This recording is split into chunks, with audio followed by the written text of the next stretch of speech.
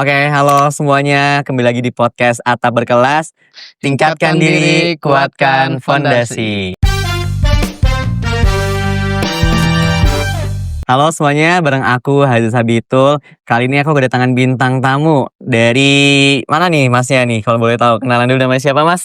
Nama saya Muhammad Iqbal Aulia Rohim dari KPI juga Komunikasi Penyiaran Islam. Oke, namanya Muhammad Iqbal Aulia Rohim. Jadi sedikit mengulas soal Iqbal Aulia Rohim ini seorang kreator visual yang sudah pernah menjuarai juara 3 video pendek tingkat nasional di Universitas Brawijaya.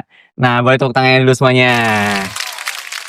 Oke, Mas Iqbal, gimana nih sebelumnya perjalanan dari Jakarta sampai sini? Ya, saya pertama sangat terhormat banget karena bisa diundang ke podcast satu ini, podcast Atap Berkelas. Iya, benar, Atap Berkelas. Semoga untuk teman-teman yang menonton ini, karena ini podcast Atap Berkelas, sehabis nonton ini menjadi orang-orang berkelas ya. Ya, orang berkelas, naik kelas Iya, gitu. Ada filosofinya sendiri. Iya. Kalau menceritakan tentang lomba yang barusan disebutin sama Mas Eza, seru banget tuh Mas Eza.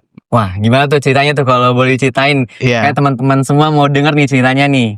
Iya, boleh.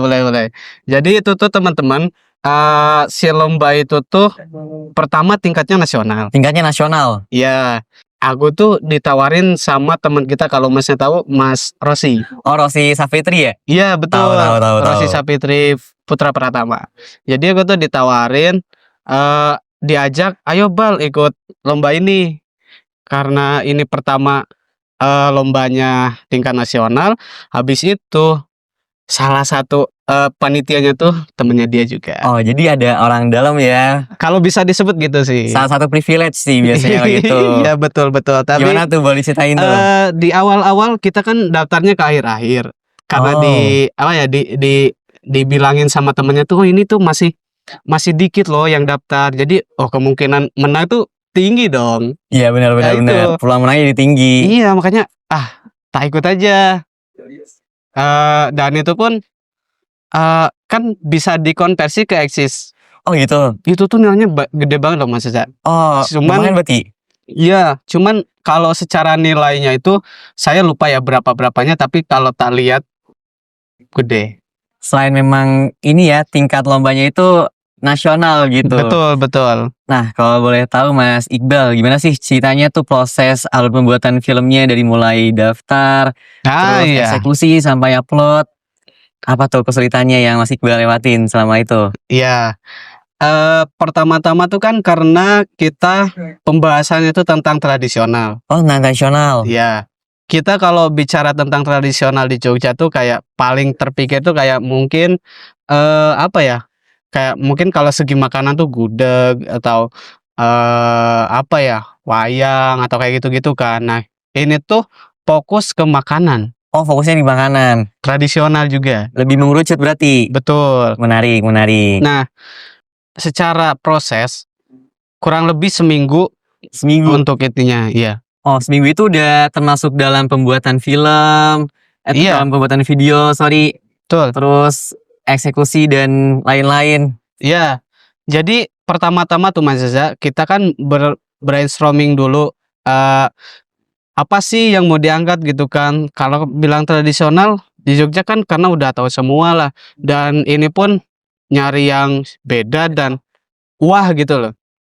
Akhirnya mungkin kurang lebih 2-3 harian kita baru nemu, kita mau mengangkat Mangut Lele Mbok Marto. Mangut Lele Mbok Marto. Iya. Kenapa itu jadi pilihan tuh Mas Iqbal kalau boleh tahu? Karena tuh salah satu makanan tradisional juga dan di Jogja, dan mungkin beberapa orang nggak tahu ya mungkin ya.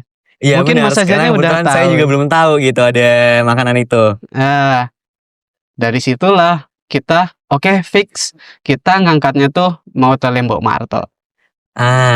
Itu dalam seminggu proses pembuatan Mas Iqbal apa aja tuh kesulitan dan tantangannya Mas Iqbal lewati bersama Mas Rosi ya tadi ya? Betul. Nah, apa aja tuh Mas? Boleh diceritain mungkin biar teman-teman di sini tahu. Pertama tuh karena satu timnya tuh berdua. Oh, satu tim berdua. Ya, sedangkan kita kan kemana-mana otomatis harus kesini kesana cuman berdua. Kalau ada tambahan orang lagi kan bakalan lebih enak lagi. Lebih enak ya, nama-nama yang bantu. Terus masalah alat, kita sebetulnya dari awal mau nyoba kayak, oke kita pakai HP iPhone aja gitu kan. Cukup pakai iPhone tag-nya. Betul, tapi kan dari kita nggak ada yang punya iPhone, Pak. Oke, jadi terbatas banget ya, tantangannya Betul. lumayan nih. Heeh. Jadi akhirnya ya udahlah kita nyari penyewaan kamera. Penyewaan kamera. Iya, dan sebenarnya aku tuh yang udah oke bisa kamera, tapi kalau mengoperasikan kamera yang berbeda tuh kadang harus punya ada penyesuaian dikit-dikit lagi lah. Oke, ada skill-skill dikit-dikit ya yang ditunjukin ya. Jadi kayak harus menyesuaikan dikit-dikit lagi, akhirnya waktu itu pakai Sony Alpha 6300. Sony Alpha 6300. Iya. Kenapa tuh kalau boleh tahu? Atau memang ada karakteristik sendiri dari Sony yang mungkin bagus Iya. untuk dipakai ngambil video atau gimana tuh? Sebenarnya tuh kalau untuk video, saya memilih Sony itu karena kalau Masnya tahu mungkin di sinematografi atau fotografi itu kan ada 3 unsur, ISO, shutter speed, sama aperture. Nah, kebetulan di ISO-nya Sony itu kayak berani mengangkat gitulah. Berani mengangkat. Iya. Memang karakteristik kameranya seperti itu berarti ya? Iya, jadi berani kalaupun cahayanya sedikit tuh dia tuh berani mengangkat gitu. Jadi beda lah kalau sama kamera yang di brand-brand sebelahnya gitu. Sama itu. Terus karena kita daftarnya tuh udah sedikit mepet nih, mungkin lebih ke terburu-buru dikit ya, Lia. Agak tergesa-gesa ya, Iya. karena mepet waktunya nih. Betul. Gitu ya mungkin Mas Reza. Jadi teman-teman semua, ya dalam proses 1 minggu Mas Iqbal menjuarai film ini ada banyak banget proses-proses yang dilewatin gitu. Nah, tapi ada satu lagi yang menarik teman-teman semua. Jadi selain Mas Iqbal ini, selain menjuarai juara 3 video pendek tingkat nasional di Universitas Brawijaya, Mas Iqbal ini pernah menjadi ini ya, sebagai media di berbagai acara, salah satunya Kineidoskop. Iya, betul. Yang itu sampai tembus 2 sponsor besar, yaitu kalau teman-teman tahu ada Adcraft dan Kemendikbud. Alhamdulillah. Alhamdulillah. Ini setauku Adcraft dan Kemendikbud ini untuk tembus sponsor seperti ini agak susah gitu. Betul Mas Reza. Nah, Jadi gimana Mas Iqbal prosesnya bisa melewati itu? Ya, sedikit struggle, dan itu tuh saya ikut jadi medianya tuh kan di bagian desain. Bagian desain. Iya. Itu tuh saya ikut yang tahun 2025 yang terbaru kemarin, dan tahun sebelumnya tuh di tahun 2024. Oh, 2024. Ya, kebetulan kalau yang 2024 tuh entah kenapa atau mungkin karena sehabis capres cawapres itu mungkin ya. Masih masih hangat banget ya itu ya. Dan setelah dilantik kayak mungkin efisiensi mungkin ya. Efisiensi anggaran. Betul. Bener masih hangat banget tuh. Baru yang di tahun 2025 kemarin yang terbaru tuh barulah bisa tembus. Sebenarnya kalau dilihat-lihat bukan semata wayang karena aku sendiri, tapi kayak tim yang menyusun proposal tuh oke juga.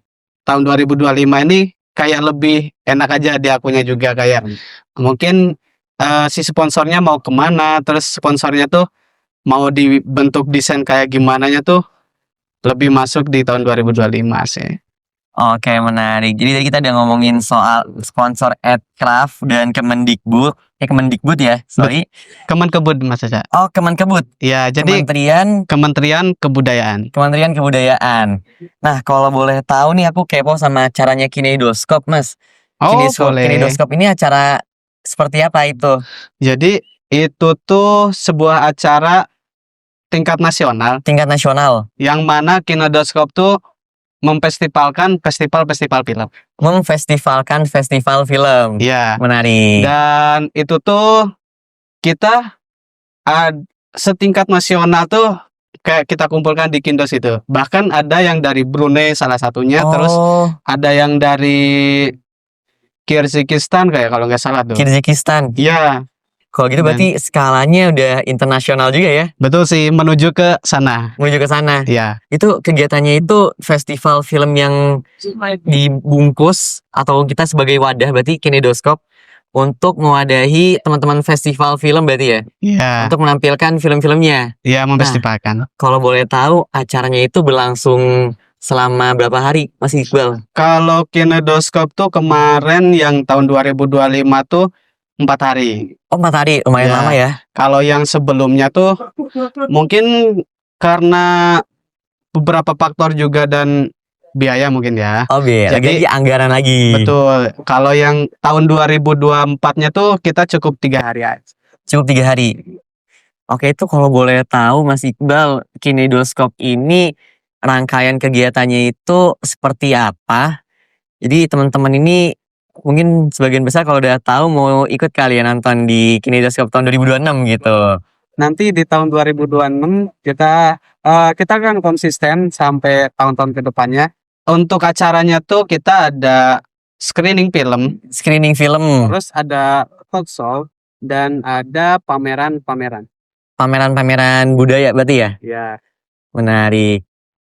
Jadi kesimpulannya dari Mas Iqbal sendiri, kenapa buat kita anak-anak muda khususnya Ya. perlu mengimprovisasi diri dengan inisiatif tinggi untuk melewati batas-batas gitu. Kalau tadi Mas Iqbal juara 3 video pendek, kemudian tembus sponsor di Ekraf sama Kemenkebut juga.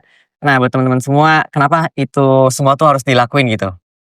Oke, pertama-tama kita jangan istilahnya tuh harus terus haus untuk belajar Harus untuk belajar. dan sebetulnya tidak harus di media, cuman coba maksimalkan. Mungkin yang suka futsal, boleh tuh sepak bola, bisa sampai timnas, boleh sampai. Jadi diseriusin lah apa yang kita bisa. Misalnya kalau saya sendiri kan di bidang desain, Iya, benar. media-media gitu ya saya pelajari dan alhamdulillah sampai titik ini masih tetap selalu ini sih belajar mungkin itu. Oke, terima kasih Mas Iqbal atas insight-insight baru yang itu akan menaikkan kita menjadi orang yang berkelas Iya. gitu. Oke teman-teman semua, sampai jumpa di episode berikutnya. Jangan lupa like, comment, dan subscribe. See you di episode berikutnya di podcast Atap Berkelas. Tingkatkan diri, kuatkan fondasi.